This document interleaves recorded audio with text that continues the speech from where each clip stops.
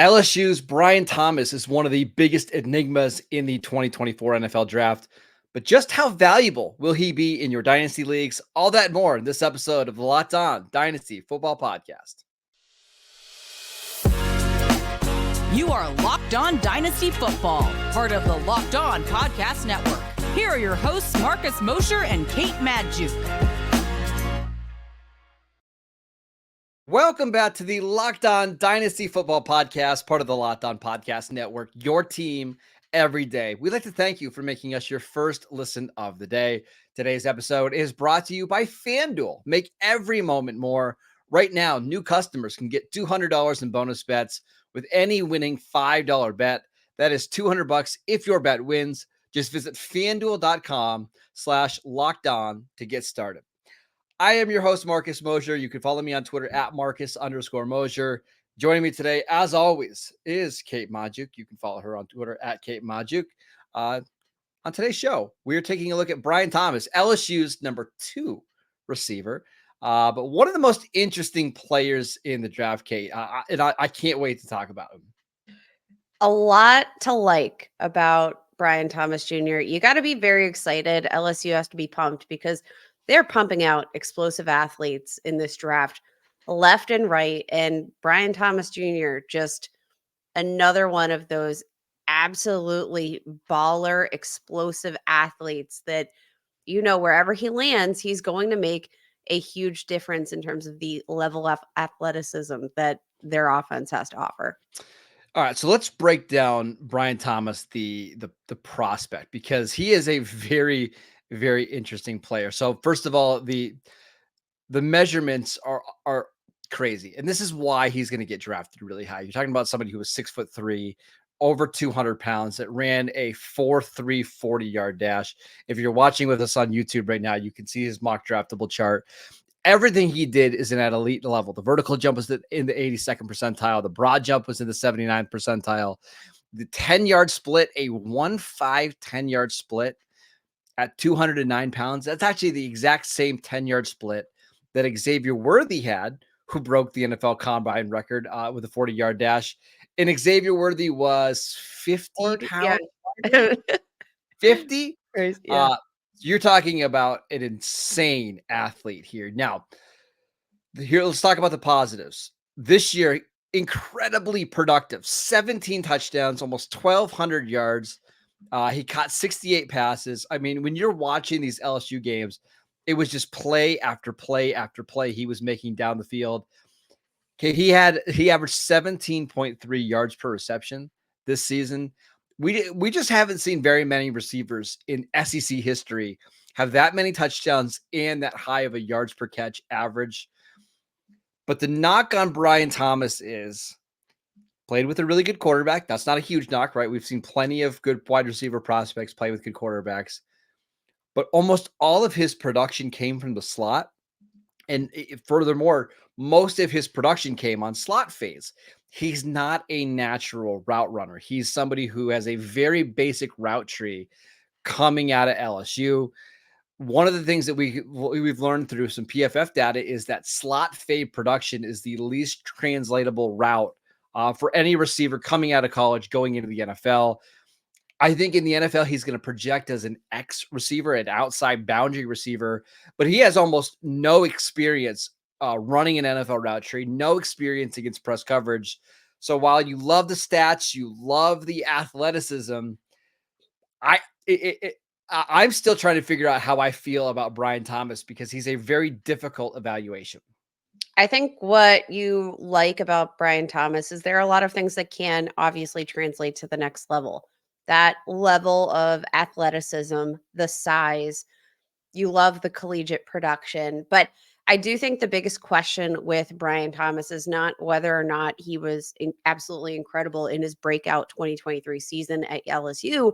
The question is, will that production continue to translate to the NFL level? We know that there are some prospects at, regardless of position, that can play the collegiate level at an elite level, but it doesn't necessarily always translate to the NFL. You mentioned a lot of those concerns, the slot fade production, the lack of general experience in terms of a well-rounded route tree. Like these are all things that are going to set him far and behind, a guy like a Roma Dunze who I think has a lot more finesse to his game that's going to give him a much safer floor when he hits the pros. The top 3 receivers in this class, Marvin Harrison Jr., Malik Neighbors, Roma Dunze, they're just so much more polished than Mhm. Brian Thomas is. And Brian Thomas of the 4 is the biggest projection because we don't know what it's going to look like when he's not playing from the slot. We don't know what it's going to look like when he has to be a team's number 1 receiver, if he ever, is given that opportunity. The other thing that we need to mention is that he is he's a 1-year wonder. In 2022, 361 yards and 5 touchdowns. That was his first year with Jaden Daniels. And back in 2021, 359 yards and 2 touchdowns. So it's to go from basically less than 700 total yards the last 2 years to all of a sudden 1,200 yards and 17 touchdowns. It's quite the leap. Usually for players that we think are going to be like top 20 picks, we'd like to see you have a little bit more year over year production. And it's why, Kate, you and I are such big fans of Roma Dunze. Like there's multiple years of elite level production. We just don't have that from Brian Thomas, and it makes him a much riskier round 1 pick. Yeah, I think that's very fair. And even year 1 to year 2, you saw a little bit of jump in his production as a receiver in terms of touchdowns. But I mean, from year 1 to year 2, he had 2 more receiving yards. 2, count them, 1, 2 more receiving yards between his sophomore and his freshman year. Like you really did not see any demonstrable growth. You actually saw a drop in his average yards per reception. I think that lack of growth between year 1 and year 2 is kind of what gets me hung up on that year 3.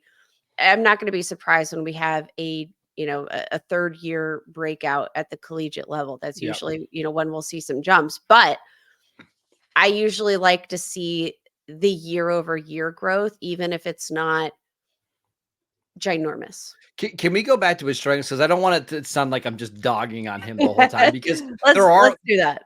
there are a lot of reasons why I think he is a premier prospect at height, weight, speed. Like we talked about that before. You just don't find guys over 6'2". And actually, he's pretty close. He's an eighth of an inch short of 6'3", over 200 pounds that are running in this sub 4.35.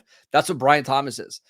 I also think he's a pretty natural receiver. And you and I were talking pre-show about some comps for him. And one of the names that was kind of brought up is Quentin Johnston, just because of like the physical part of his game. I just think he's a much more natural receiver. Like you see him making ridiculous grabs outside of the framework of his body. Some of the catches that he has of being able to get his feet in bounds are spectacular.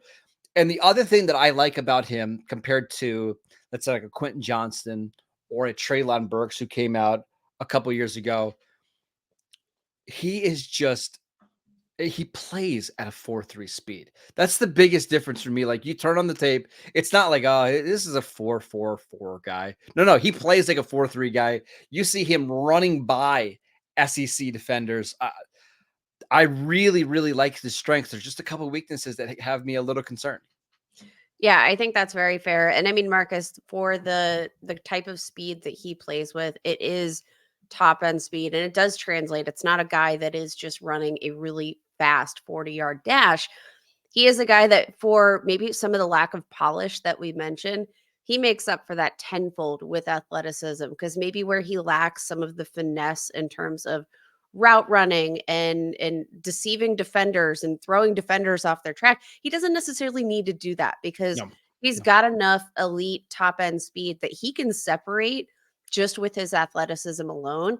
If he can polish up some of the route running, some of that finesse, he's going to be the complete package at the NFL level. He's just got a little ways to do that. And that's why, general consensus has Brian Thomas right now as, the 4th wide receiver in this class. But I do think that sort of level of finesse, despite a lot of really top end, high end qualities, is the reason we see that tier separation between these top 3 receivers and a guy like Brian Thomas, who's still a fantastic prospect.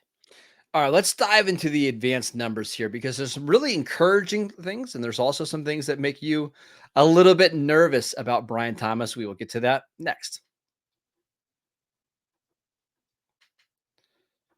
This episode is brought to you by Gametime. You shouldn't have to worry when you're buying tickets to your next big event. Gametime is the fastest and the easiest way to buy tickets for all of the sports, music, comedy, and theater events near you. With killer last minute deals, all in prices, views from your seat, in their best price guarantee, Gametime takes the guesswork out of buying tickets. Gametime is the only ticketing app that gives you complete peace of mind with your purchase. See the view from your seat before you buy so you know exactly what to expect when you arrive. All in prices show your total upfront so you know that you're getting a great deal before you check out. Buy tickets in seconds with just 2 taps. Take the guesswork out of buying tickets with Gametime. Download the Gametime app, create an account, and use promo code Locked On for $20 off your first purchase. Terms apply. Again, create an account, redeem promo code Locked On for $20 off. Download Gametime today. Last minute tickets, lowest price guaranteed. Welcome back to the Locked On Dynasty Football Podcast. We want to let you know about Locked On Sports today. Are you watching Fox Sports or ESPN on your TV all day? Are you having to turn down the volume because of all that shouting? Make the switch to Locked On Sports today, a free 24/7 streaming channel programmed for you every day to bring you the biggest stories without all that unnecessary screaming. Locked On Sports today brings you can't miss analysis, opinions, and news, streaming 24/7 on YouTube or on the free Amazon Fire TV channels app, part of the Locked On Podcast Network, your team every day. All right, Kay, let's dive into the numbers on Brian Thomas. What do we got?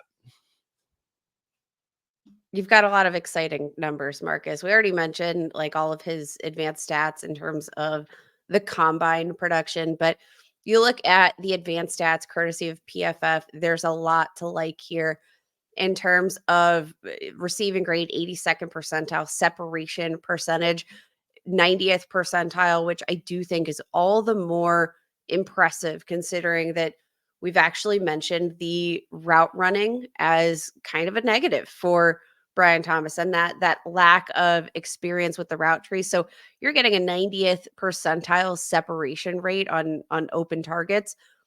That's pretty dang good because that's telling me that yes, for some of that finesse, he is absolutely making up for it with his speed and ability to separate thanks to that athleticism. 70th percentile or better in yards per out run, contested catch percentage. Not bad in terms of after the catch production, 50th percentile, which is above some of the prospects that we've seen like Marvin Harrison Jr. I think the most interesting thing, Marcus, and I'm going to like take some of these advanced stats and I want to spin them on their head a little bit. 96th percentile in terms of catchable target rate. Yeah. Now, we know that Jaden Daniels is a very good quarterback. He is an accurate quarterback. He can throw at all levels of the field. But I don't think Brian Thomas is necessarily going to be guaranteed a accurate quarterback here at the next level, at least not as accurate a quarterback as he had at the collegiate level. He's also not a given to be lined up against a top tier wide receiver like Malik Neighbors opposite him. So I'm going to take some of these stats and ask you, like, I'm not trying to take away from Brian Thomas because this is an incredible profile across the board, but how much do you hesitate knowing that it was kind of a perfect storm for Thomas this season in terms of the quarterback play, in terms of who he had the opportunity to play opposite? Is there any part of that that gives you any hesitancy about buying into these numbers? Yes and no, because we've seen several receivers that have played with other really good receivers and just worked out in the NFL. I mean, perfect example is LSU, whether it was Odell Beckham and Jarvis Landry playing together, whether it was Justin Jefferson and Jamar Chase playing together, or go look at Ohio State when Marvin Harrison Jr. was playing with Garrett Wilson and Chris Olave, and Jackson Smith and Jigba. Like, and all those guys are going to be good players in the NFL. So that part of it's not a huge concern. The one that is for me is the usage. When you watch an LSU game and you're watching the cut-ups of Brian Thomas, look at how much of his production comes from a slot, when he's from the slot and against off coverage, where all he has to do is be fast and athletic. You run and then you make a little turn upfield to basically go to the pylon. Like that's his route tree. What we saw, and I'm going to use another PFF stat, when he was playing in true man-to-man coverage situations, his grade was a 61.2, which is like in the 45th percentile. And that's a little concerning because when you play in the NFL, you're going to be going against man coverage all the time. You're going to be facing press coverage all the time. And you're not going to get free releases from the slot with a bunch of, open field to run whatever route you would like. That's what concerns me a little bit. But on the same hand, or on the other hand, you saw the numbers, like super productive. He did exactly what you would expect him to do in that role.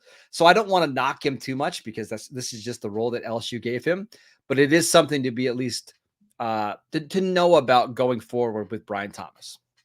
Yeah, again, it's really hard because a lot of the question marks you have are more situational. It's not necessarily question marks that Brian Thomas gives you by watching his play on the field. It's just a matter of how do you project him based on the usage. And I think that that's probably the most challenging aspect of Brian Thomas's evaluation is just taking that usage and projecting it to the next level.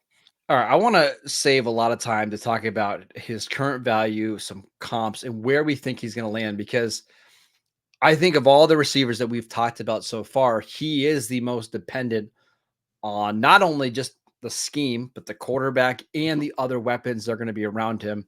Let's dive into that next.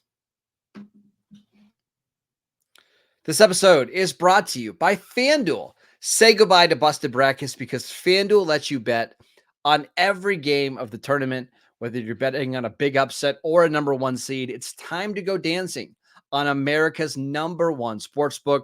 Right now, new customers can get $200 in bonus bets if your first $5 bet wins.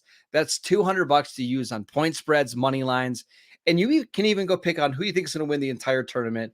I know the games are restarting again today. I cannot wait. It's going to be so much fun. So just visit FanDuel.com/lockedon and bet on college hoops until they cut down the nets. Welcome back to the Locked On Dynasty Football Podcast. Everydayers. On Friday's show, we're going to be discussing Adonai Mitchell from Texas, another receiver that is very, very difficult to figure out, kind of in the same mold as Brian Thomas, is one of these height, weight, speed receivers. So make sure you check out that. But Kate, let's dive into Brian Thomas a little bit more. When you watched his tape, did you have a good comparison for him? I didn't, and I defer to you. I'm always the not as good at the comps as you are, Marcus. But he's just sort of this enigma. You mentioned it at the top of the show that I had a hard time projecting him and his comp. It is hard because there's just not many guys that are this big and this fast. And typically when you do find those guys, they're just not natural football players. Like they're just, I feel like it's going to be Treylon Burks, isn't it? Is it going to be Treylon no, Burks? no. Slot guy, big slot guy. I think one of the more common comps is DK Metcalf, because you look at the body, you look at the speed, and you looked at they're both natural receivers. So I see that one. I also could see DJ Chark a little bit coming out of LSU. Very same system. DJ Chark was 6'3", 200 pounds and ran a 4.34 with a 40-inch vertical. But Brian Thomas is a more natural receiver, and that's why he's going to get picked a lot higher than DJ Chark. I think it's Christian Watson. Now, Christian Watson coming out of North Dakota State hardly played at all, had some serious drop issues, including some injury stuff. But in terms of like play style and usage, I think that's what you're getting here. You're getting the SEC version of Christian Watson, which is a really, really good prospect. And if Christian Watson could stay healthy, who knows what his dynasty value could be. But I think that's the type of role that you're envisioning here with Brian Thomas. Somebody who can play on the outside and is just going to be used on go balls 25 times a game. I think that's probably the most likely outcome here. I think that's very fair. I'm going to trip up a little bit on the DK Metcalf comp because I think DK Metcalf offers a lot more in terms of play strength than you're going to get out of Brian Thomas. That was something that I was lacking a little bit in his tape. There's just not, he was fine in terms of, contested catches this year, but still just not a ton of play strength based on maybe what I expected coming in for the height and weight. So I'm going to push back on the DK Metcalf. DJ Chark, I think, is a very comfortable, and I think DJ Chark That's more is of a low probably end, though. I think that's a a good low low end. end. Yeah. I would say that's probably like the floor for Brian Thomas. Christian Watson, a big gripe that I had with him coming out was a lack of refinement. I do think that Brian Thomas maybe offers a lot of those same traits as a wide receiver, but with more refinement than I think we got out of Christian Watson coming out of North Dakota. So I think, I think those are all kind of on par, Marcus. I like that. All right, let's talk about his dynasty value right now because he's being drafted as wide receiver 32 overall in your in your startup drafts. He's going at the 5th pick behind Marvin Harrison Jr., Malik Neighbors, Roma Dunze, Brock Bowers, and then it's Brian Thomas at number 5. Dynasty community really likes him. There's a pretty comfortable gap between him and the next receiver, which is actually Xavier Worthy and then Adonai Mitchell. Do you agree with that ranking?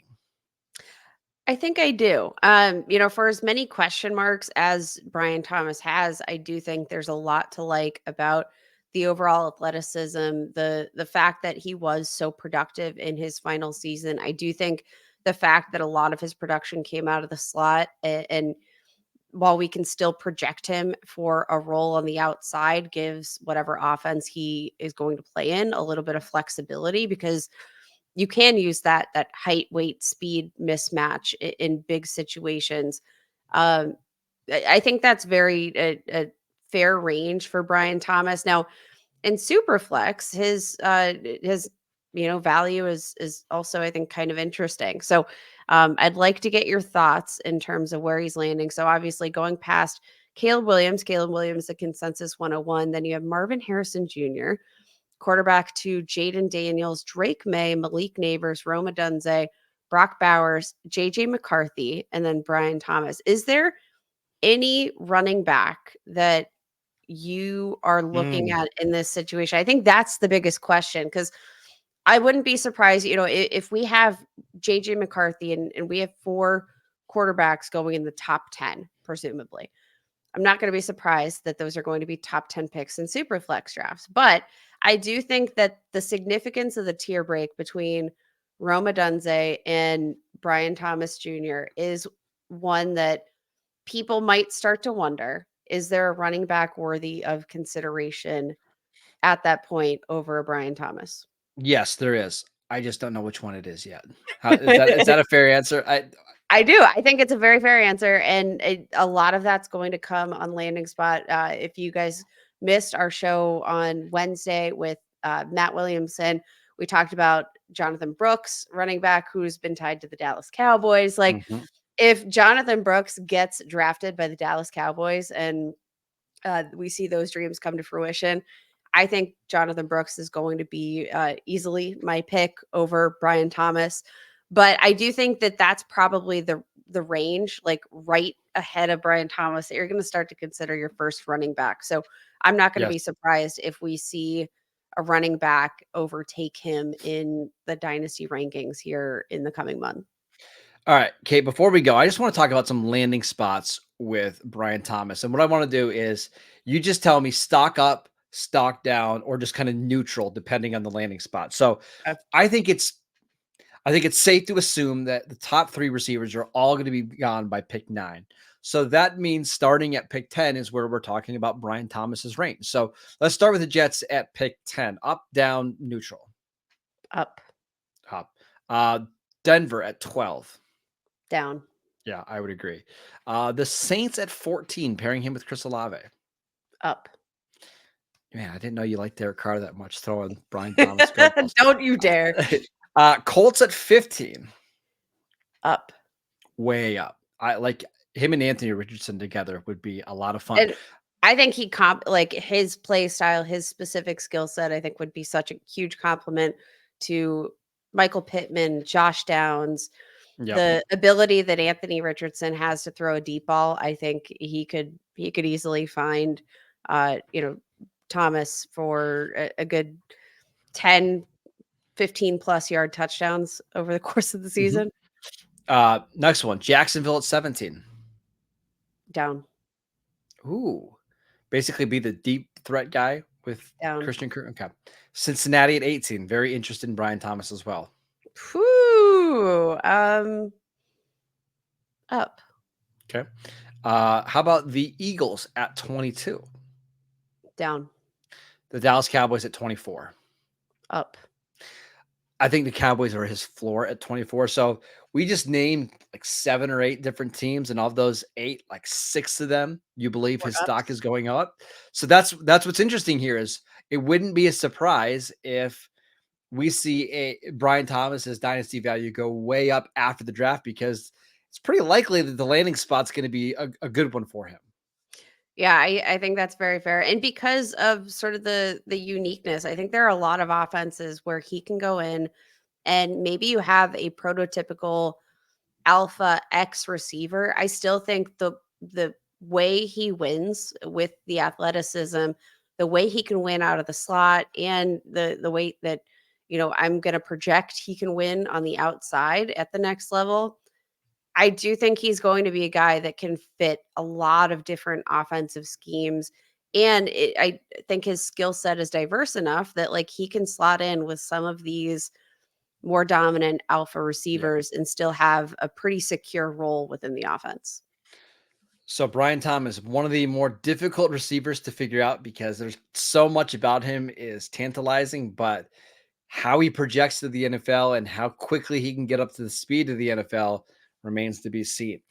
All right, that is it for today's show. We want to thank you for making Locked On Dynasty Football your first listen of the day. Again, go check out the channel on YouTube. We post videos every single day over there. Go download the podcast wherever you get your podcasts. We are free and available on all platforms. Again, remember, on tomorrow's show, we're talking about Adonai Mitchell from Texas, another really interesting height, weight, speed receiver. So make sure you guys check that out. Go follow Kate on Twitter at Kate Majuk. I'm at Marcus _Mosher, and we will see you right back here tomorrow.